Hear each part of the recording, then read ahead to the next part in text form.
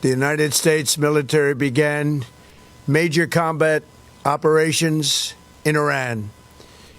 Our objective is to defend the American people by eliminating imminent threats from the Iranian regime, a vicious group of very hard, terrible people.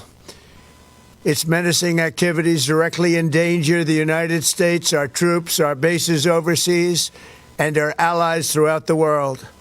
For 47 years, the Iranian regime has chanted death to America and waged an unending campaign of bloodshed and mass murder, targeting the United States, our troops, and the innocent people in many, many countries. Among the regime's very first acts was to back a violent takeover of the U.S. Embassy in Tehran, holding dozens of American hostages for 444 days. In 1983, Iran's proxies carried out the Marine barracks bombing in Beirut that killed 241 American military personnel. In 2000, they knew and were probably involved with the attack on the USS Cole. Many died. Iranian forces killed and maimed hundreds of American service members in Iraq. The regime's proxies have continued to launch countless attacks against American forces stationed in the Middle East in recent years, as well as U.S. naval and commercial vessels in international shipping lanes. It's been mass terror, and we're not going to put up with it any longer. From Lebanon to Yemen and Syria to Iraq, the regime has armed, trained, and funded terrorist militias that have soaked the earth with blood and guts. And it was Iran's proxy, Hamas, that launched the monstrous October 7th attacks on Israel, slaughtering more than 1,000 innocent people, including 46 Americans, while taking 12 of our citizens hostage. It was brutal, something like the world has never seen before. Iran is the world's #1 state sponsor of terror and just recently killed tens of thousands of its own citizens on the street as they protested. It has always been the policy of the United States, in particular my administration, that this terrorist regime can never have a nuclear weapon. I'll say it again. They can never have a nuclear weapon. That is why in Operation Midnight Hammer last June, we obliterated the regime's nuclear program at Fordow, Natanz, and Isfahan. After that attack, we warned them never to resume their malicious pursuit of nuclear weapons, and we sought repeatedly to make a deal. We tried. They wanted to do it. They didn't want to do it. Again, they wanted to do it. They didn't want to do it. They didn't know what was happening. They just wanted to practice evil. But Iran refused, just as it has for decades and decades. They've rejected every opportunity to renounce their nuclear ambitions, and we can't take it anymore. Instead, they attempted to rebuild their nuclear program and to continue developing long-range missiles that can now threaten our very good friends and allies in Europe, our troops stationed overseas, and could soon reach the American homeland. Just imagine how emboldened this regime would be if they ever had and actually were armed with nuclear weapons as a means to deliver their message.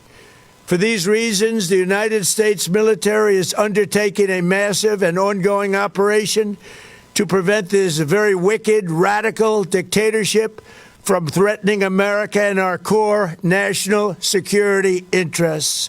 We are going to destroy their missiles and raise their missile industry to the ground. It will be totally, again, obliterated. We're going to annihilate their Navy. We're going to ensure that the region's terrorist proxies can no longer destabilize the region or the world and attack our forces and no longer use their IEDs or roadside bombs, as they are sometimes called, to so gravely wound and kill thousands and thousands of people, including many Americans. and we will ensure that Iran does not obtain a nuclear weapon. It's a very simple message. They will never have a nuclear weapon. This regime will soon learn that no one should challenge the strength and might of the United States Armed Forces. I built and rebuilt our military in my first administration, and there is no military on earth even close to its power, strength, or sophistication. My administration has taken every possible step to minimize the risk to U.S. personnel in the region. Even so, and I do not make this statement lightly, the Iranian regime seeks to kill. The lives of courageous American heroes may be lost, and we may have casualties. That often happens in war.